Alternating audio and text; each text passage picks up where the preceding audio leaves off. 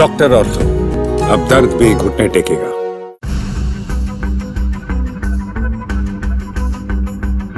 क्या इस बार भारतीय जनता पार्टी कई सिटिंग एमएलओ की टिकट काटने जा रही है? क्या इस बार भारतीय जनता पार्टी कुछ मौजूदा सांसदों को मैदान में उतार सकती है? क्या राज्यसभा सांसदों को भी मैदान में उतरने के लिए बोल दिया गया है?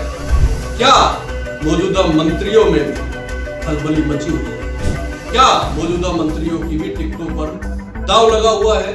क्या मौजूदा मंत्री इस बार टिकटों के लिए लॉबिंग में जिस तरह जुटे हुए हैं, उससे लग रहा है कि मौजूदा मंत्रियों की टिकटों पर भी खतरा है? क्या फुल प्रूफ प्लान लेकर बीजेपी इस बार विधानसभा चुनाव में उतरने जा रही है?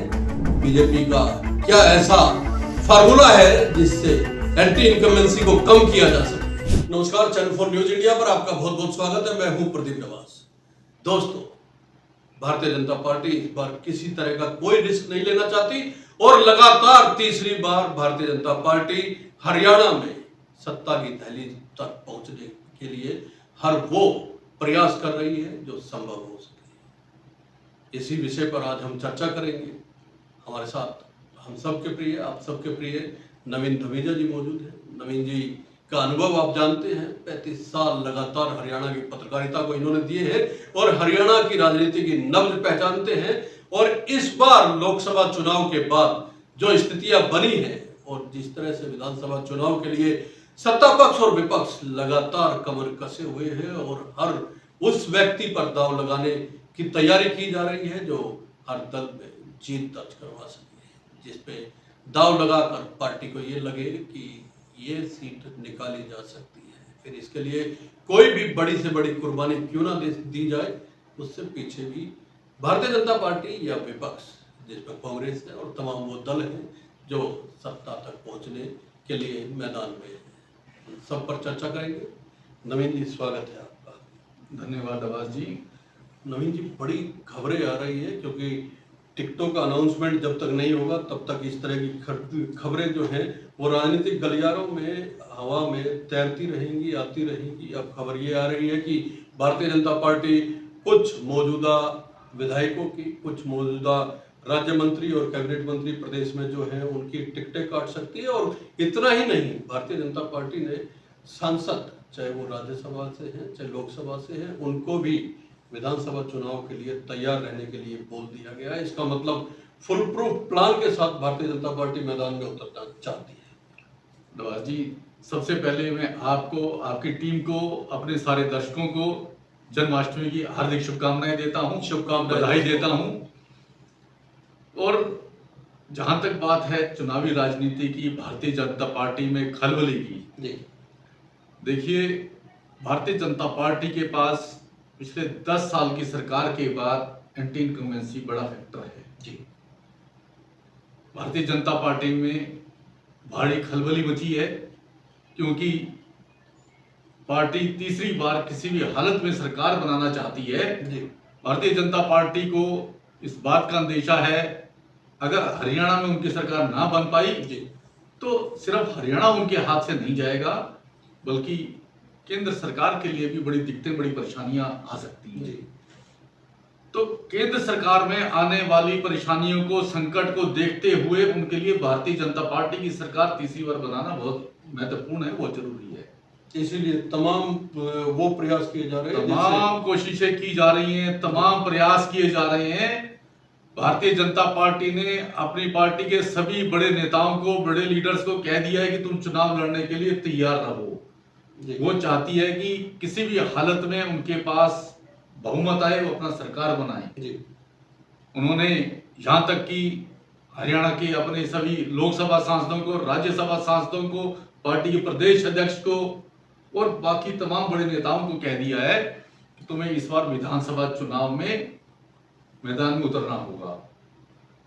तो इस घोषणा के बाद सभी लोकसभा सांसद, राज्यसभा सांसद अपने बच्चों के लिए, कोई अपने बेटे के लिए, कोई अपनी बेटी के लिए, कोई अपने भाई के लिए, कोई अपनी पत्नी के लिए विधानसभा चुनाव की तैयारी में लग गए हैं जी। और पार्टी के प्रदेश अध्यक्ष, पूर्व प्रदेश अध्यक्ष, वो सभी नेता भी चुनाव की तैयारी में जुट गए हैं।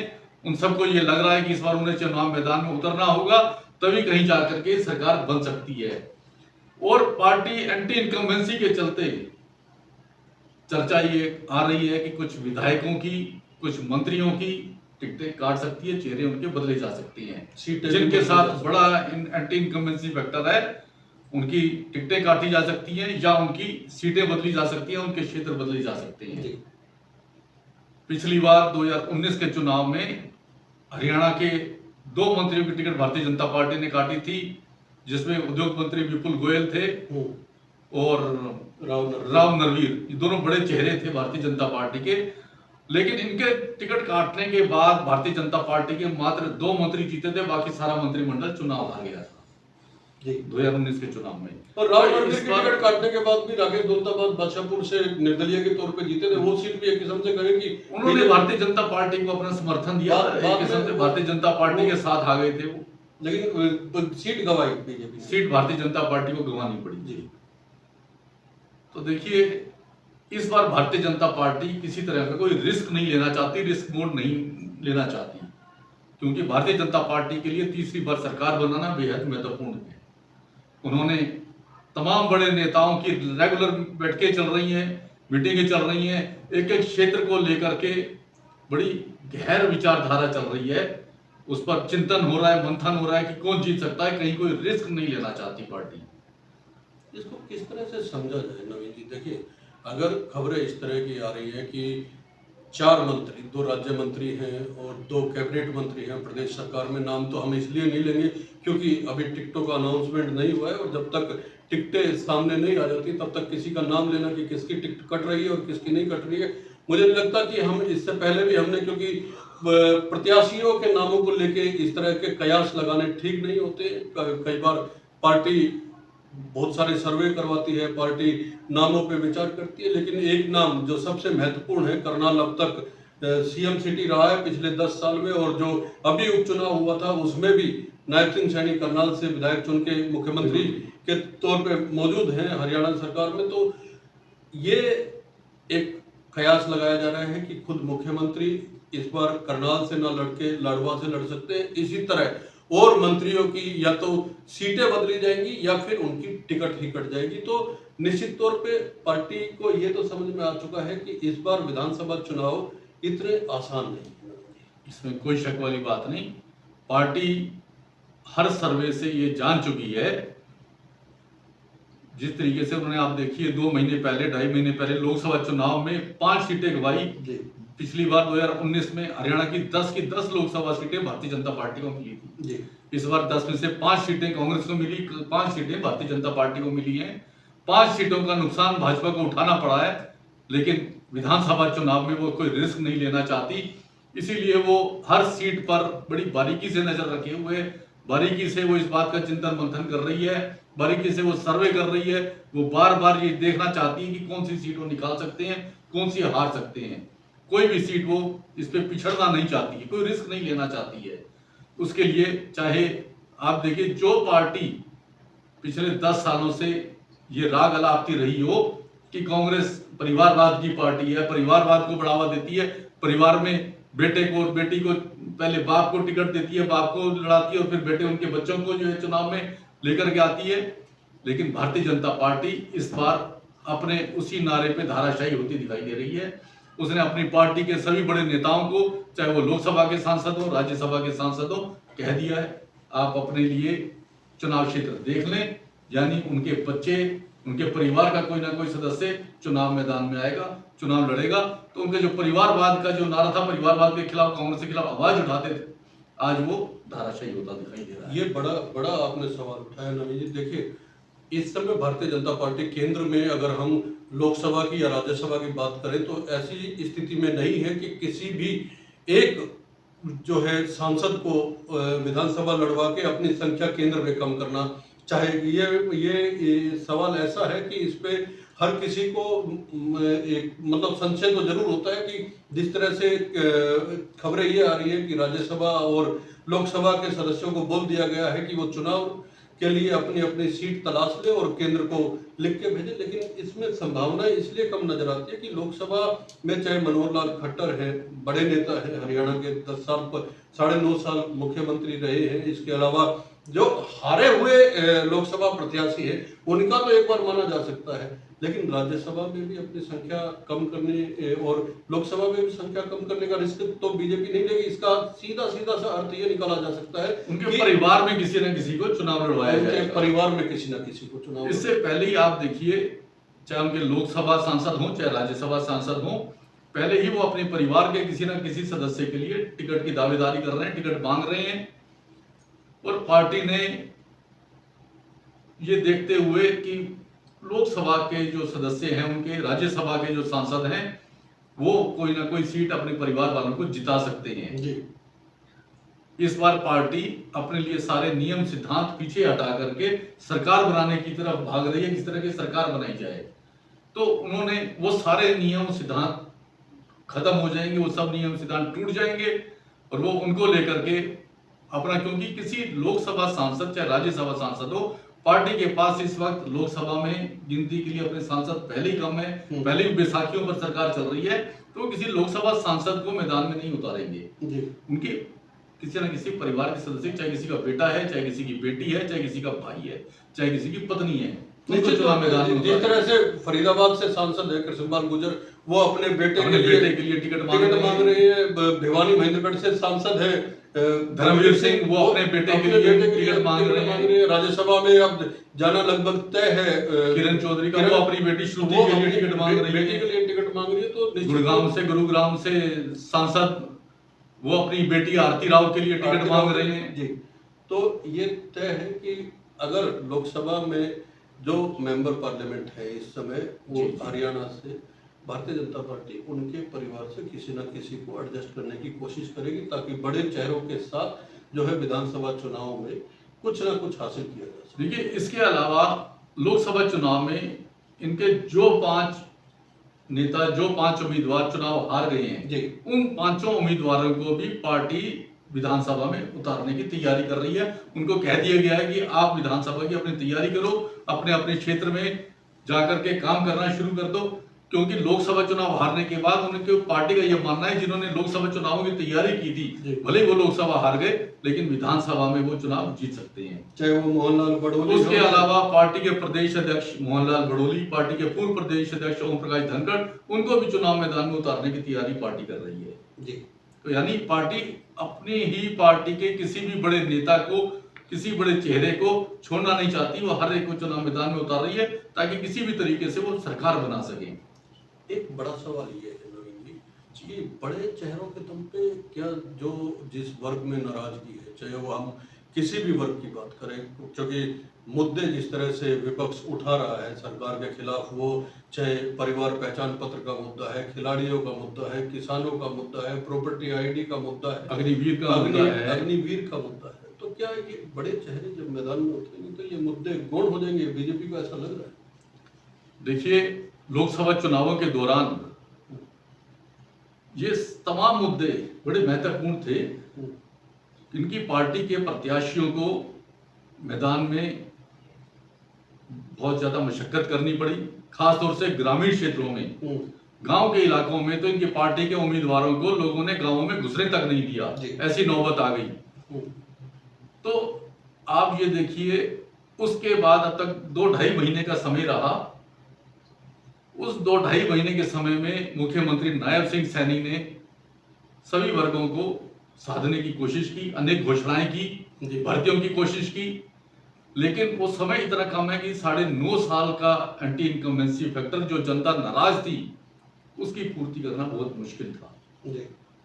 तो विधानसभा चुनावों में निश्चित तौर पर, चाहे वो महंगाई का मुद्दा हो, चाहे वो बेरोजगारी का मुद्दा हो, चाहे वो किसान का मुद्दा हो, चाहे वो भ्रष्टाचार का मुद्दा हो, चाहे वो अग्निवीर का मुद्दा हो, चाहे वो प्रॉपर्टी आईडी का मुद्दा हो, चाहे वो परिवार पहचान पत्र का मुद्दा हो, अनेक ऐसे मुद्दे हैं जो जनता के बीच हैं और विपक्ष उनको साधेगा, विपक्ष उन मुद्दों को उठाएगा। विपक्ष के पास, कांग्रेस के पास ये बड़े मुद्दे हैं, भारतीय जनता पार्टी के पास इन मुद्दों से निपटने के लिए कोई बड़ी योजना दिखाई नहीं दे रही। भले ही पार्टी ने, मुख्यमंत्री ने अनेक घोषणाएं की हैं, लेकिन लोग कह रहे हैं कि 10 साल का समय तुम्हारे पास था, उस वक्त तुमने ये तमाम समस्याएं जनता के सामने खड़ी की, परेशानियां पैदा हुई। आज वो मुद्दे कहां से हैं? और आप ये देखिए, अभी जहां ये मुद्दे चल रहे हैं, भारतीय जनता पार्टी की सांसद कंगना रनौत ने 2 दिन पहले किसानों के खिलाफ जो बयान दे दिया, वो आग में घी डालने का काम किया। उसने किसानों को रेपिस्ट बता दिया। इसको लेकर के किसान और ज्यादा भड़क गए। हालांकि भारतीय जनता पार्टी अब ये कह रही है वो उनका अपना व्यक्तिगत मामला था, इससे भारतीय जनता पार्टी का कोई मतलब नहीं है। लेकिन भारतीय जनता पार्टी भले कुछ भी अपनी सफाई दे, लेकिन वो भारतीय जनता पार्टी की सांसद हैं। भारतीय जनता पार्टी ने उन्हें नेता बना दिया। तो भारतीय जनता पार्टी कैसे उससे पल्ला झाड़ सकती है? या तो भारतीय जनता पार्टी उसके खिलाफ कोई कार्रवाई करे। अगर कार्रवाई नहीं करती तो इसका मतलब भारतीय जनता पार्टी का ये बयान है, इसने आग में घी डालने का काम किया, और वो भी चुनाव के समय में। इससे हरियाणा में भारतीय जनता पार्टी के लिए मुश्किलें कम नहीं हो रही, बढ़ रही हैं। ऐसे बेहद नुकसान तो करते हैं, बेहद नुकसानदायक है। इससे भारतीय जनता पार्टी को जो पहले नुकसान हो रहा था, वो नुकसान और ज्यादा बढ़ गया है। जहां मुख्यमंत्री और सारी पार्टी नुकसान को भरपाई करने में लगी है, वहीं उनकी एक एमपी ने ऐसा बयान देकर उनके नुकसान को बढ़ा दिया है, आग में घी डालने का काम। देखिए, एंटी इनकम्बेंसी को तो बीजेपी मुझे लगता है कि पहले ही समझ गई थी। इसीलिए 12 मार्च को जब मुख्यमंत्री बदले गए और नए मुख्यमंत्री जब नायब सिंह सैनी आए, तो उनको पहले तो खड़ाऊ मुख्यमंत्री कहा गया, लेकिन उन्होंने पिछली सरकार या पिछले मुख्यमंत्री के दौरान जितने फैसले लिए गए थे, उनमें से कुछ फैसलों को बदलने का भी काम किया, कुछ नई घोषणाएं की, भर्ती निकालने का काम किया। और अग्निवीर का मुद्दा जिस तरह से विपक्ष उठा रहा है, उन्होंने 10% आरक्षण की बात, अग्निवीरों की भर्ती जब हरियाणा में किसी विभाग में निकलेगी तो उसके लिए उन्होंने घोषणा की। तो निश्चित तौर पे वो डैमेज कंट्रोल में लगे हुए थे, लेकिन इस तरह के बयान जब आते हैं तो डैमेज जो जितना कंट्रोल हुआ होता है उससे ज्यादा नुकसान हो जाता है। अब ये बड़े चेहरे जो उतारने की कोशिश कर रही है बीजेपी, और बड़े चेहरों को लाने का जिस तरह से सियासी गलियारों में एक चल रहा है, तो क्या बड़े चेहरों से माहौल बदलता है? देखिए नवाज जी, ये सारे तमाम बड़े चेहरे वो चेहरे हैं जिनको हरियाणा की जनता पहले ही देख चुकी है। इनमें कोई भी ऐसा नया चेहरा नहीं है, बड़ा चेहरा जिसको हरियाणा की जनता ने ना देखा हो।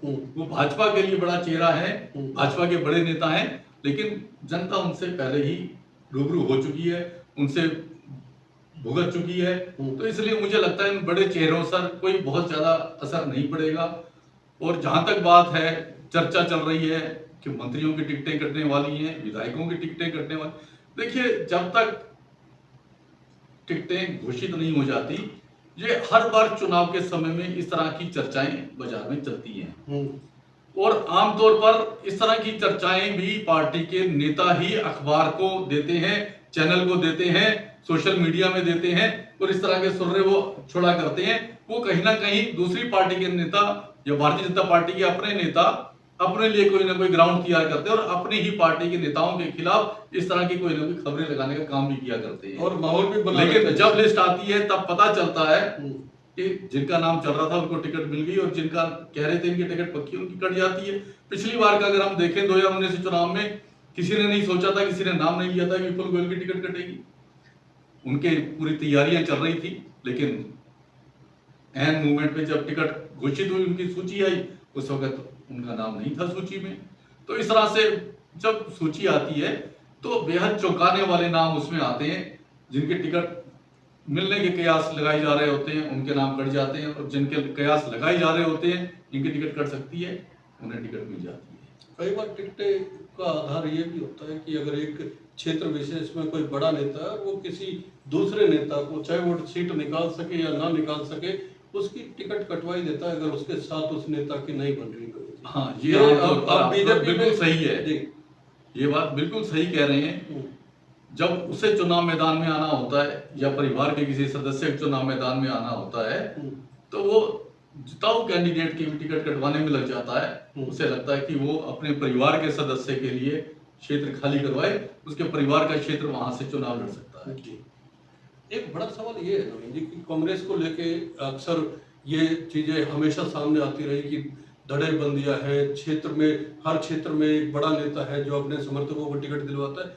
अब क्योंकि पिछले 10 साल से भारतीय जनता पार्टी सत्ता में है और बीजेपी में भी लगभग उतने ही नेता अपना कद बड़ा समझने लगे हैं जितने कांग्रेस में हर क्षेत्र में बड़े कद वाले नेता थे। तो बीजेपी में भी अब अपने आप को बड़ा कद वाला नेता लोग मानने लगे हैं, क्योंकि 10 साल से सत्ता है। तो ऐसे में जो परंपरा कांग्रेस के भीतर थी वही परंपरा भारतीय जनता पार्टी के भीतर भी अब दिखने लगी है। लोग अपने लिए टिकटें मांगने लगे हैं, अपने समर्थकों के लिए टिकटें मांगने लगे हैं। जैसे आपने बताया कि कृष्णपाल गुर्जर अपने बेटे के लिए मांग रहे हैं, और मोहित जो इनके बेटे हैं महेंद्रगढ़ भिवानी महेंद्रगढ़ से सांसद धर्मवीर सिंह वो अब उसके लिए टिकट मांग रहे हैं। इसी तरह कुलदीप बिश्नोई के बारे में ये चर्चाएं हैं कि वो कम से कम 3 टिकटें चाहते हैं, एक उनका बेटा और 2 टिकटें और वो चाहते हैं। ऐसा एक टिकट उन्होंने अपने बेटे के लिए मांगी है, एक टिकट उन्होंने अपने चचेरे भाई दूड़ा राम के लिए मांगी है जी, और एक टिकट उन्होंने अपने मित्र के लिए मांगी है, जो उनका मित्र रणधीर पनिहार के लिए उन्होंने टिकट मांगी है। हाँ। तो उन्होंने 3 टिकटें मांगी है, और वो भी ये कह रहे हैं कि वो भी मुख्यमंत्री के दावेदार हैं, और वो खुद भी अपने आप को मुख्यमंत्री के दावेदार, उन्होंने खुद अपने आप को मुख्यमंत्री का दावेदार बताया है। हिसार में जो है वो नवीन जिंदल अपनी मां के लिए अपनी मां सावित्री जिंदल के लिए मांग रही है। तो जो परंपरा हम कहते थे कि कांग्रेस में है और जिस तरह से दबाव की राजनीति कांग्रेस में काम करती है, अब तो बीजेपी में भी साफ दिखने लगा नवीन जी। इसमें कोई शक वाली बात नहीं। अभी तक इस तरह की चर्चाएं कांग्रेस में होती थी, लेकिन अब चूंकि कांग्रेस के नेता भारतीय जनता पार्टी में आ गए हैं, भारतीय जनता पार्टी में भी वही माहौल हो गया है, वही चर्चाएं बीजेपी में होने लगी हैं। बीजेपी का माहौल भी लगभग वैसा ही हो गया है। बीजेपी को कभी डिसिप्लिन वाली पार्टी माना जाता था, लेकिन आज बीजेपी में कोई डिसिप्लिन, कोई सिद्धांत, कोई मायने नहीं रह गए। भारतीय जनता पार्टी की सिर्फ सत्ता के लिए राजनीति कर रही है, और सत्ता के लिए ही वो पार्टी के बड़े नेताओं को आगे ला रही है, और पार्टी के बड़े नेता अपने परिवार को चुनाव लड़वाने के लिए, उनको चुनाव जिताने के लिए अपनी ही पार्टी के नेताओं की गर्दन काटने के लिए तैयार है, उनका सिर कलम करने के लिए तैयार है। हालांकि उससे पार्टी का नुकसान हो सकता है निश्चित तौर से। नेता भी पीछे नहीं है एक दूसरे नहीं, आप ये देखिए टांग खींचने के साथ साथ बीजेपी के जिन नेताओं की टिकट कटेगी, कांग्रेस उन्हें लपकने के लिए तैयार बैठी है, कांग्रेस उन्हें टिकट देने के लिए तैयार बैठी है। कांग्रेस भी इस बात का इंतजार कर रही है भारतीय जनता पार्टी की कौन से बड़े नेता की टिकट कटे, और वो क्योंकि कांग्रेस को लग रहा है कि आज उनका माहौल है, वो उन नेताओं को टिकट देने के लिए तैयार बैठी है। क्योंकि लोकसभा चुनाव के तुरंत बाद हमने कांग्रेस के भीतर इतना नहीं सुना भीतर घात को लेकर, जितना बीजेपी के भीतर घात को लेकर। बीजेपी के तो बड़े नेताओं ने भीतर घात के आरोप लगाए जी। बिजली मंत्री रणजीत चौटाला ने सरेआम कहा, आज पार्टी के प्रदेश अध्यक्ष मोहनलाल बड़ोली ने लोकसभा चुनाव के तुरंत बाद कहा मेरे साथ भीतर घात हुआ है। इन्होंने पार्टी के बड़े नेताओं पर उंगलियां उठाई, इन्होंने तो बकायदा प्रमाण तक पार्टी को दिए। तो बड़ा चुनौतीपूर्ण है बीजेपी के लिए, है, इसमें कोई शक वाली टिकटों का बंटवारा इतना आसान नहीं होगा। जिस तरह से खबरें तैर रही है कि फलाने की टिकट कटेगी, फलाने मंत्री की टिकट कटेगी, फलाने विधायक को इधर शिफ्ट किया जा सकता है, या पुराने कैंडिडेट को इधर से उधर शिफ्ट किया जा सकता है। कई सारे नाम ऐसे हैं जो अब हवा में तैरने लगे हैं, कहने लगे हैं कि या तो बादली छोड़ के ओम प्रकाश धनखड़ बहादुरगढ़ से लड़ सकते हैं, उनकी सभाओं की चर्चा की जा रही है बहादुरगढ़ से। इधर से अरविंद शर्मा का नाम बहादुरगढ़, गोहाना, बेरी को लेके चलाया जा रहा है। तो निश्चित तौर पे इस समय भारतीय जनता पार्टी के भीतर भी टिकटों को लेके खलबली मची हुई है, और घमासान चल रहा है टिकटों को लेके, घमासान चल रहा है। और तमाम नेता जो है दिल्ली में लॉबिंग में जुटे हुए हैं, लॉबिंग में जुटे हुए हैं, इसमें कोई शक वाली बात किसी को परवाह नहीं है, सब अपने अपने हलके छोड़ के, और सबको यह है कि चुनाव तो तब लड़ेंगे जब उन्हें टिकट मिलेगी, जब टिकट मिलेगी। तो टिकट को लेकर के लॉबिंग में लगे हैं, सारे अपने अपने बड़े नेताओं की यहाँ हाजिरी भर रहे हैं। समय तो बहुत कम बचा हुआ है, समय कम बचा हुआ है, और पार्टी कोई निर्णय नहीं ले पा रही है। पार्टी के निर्णय लेना बेहद कठिन हो रहा है। और ऐसे में जो भीतरघात पे लोकसभा चुनाव के बाद जो जिस तरह की खबरें आई थी, जिसकी टिकट कटेगी, नवीन जी मानेगा तो नहीं। देखिए, जिसकी टिकट कटती है उसे दर्द तो होता है जी, और ऐसे समय में जब कांग्रेस नजर गड़ाए खड़ी है, जिसकी टिकट कटे उसे वो चुनाव लड़वाने के लिए तैयार खड़ी है।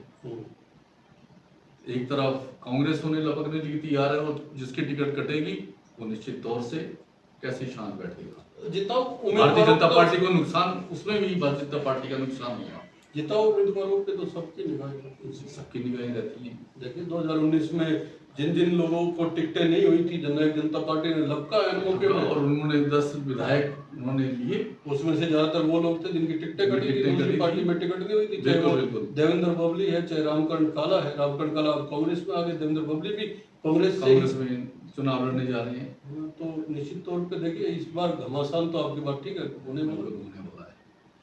दोस्तों, इस घमासान को लेके आपकी क्या राय है, आप क्या सोचते हैं, और भारतीय जनता पार्टी क्या तीसरी बार सत्ता की दहलीज तक पहुंच पाएगी, इसको लेके कमेंट जरूर कीजिएगा, क्योंकि आपके कमेंट जब आते हैं तो हमारी भी राय बनती है, हौसला बढ़ता है।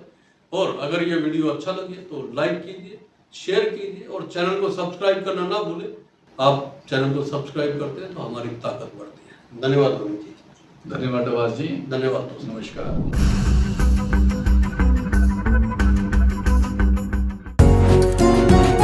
डॉक्टर ऑर्थो, अब दर्द भी घुटने टेकेगा।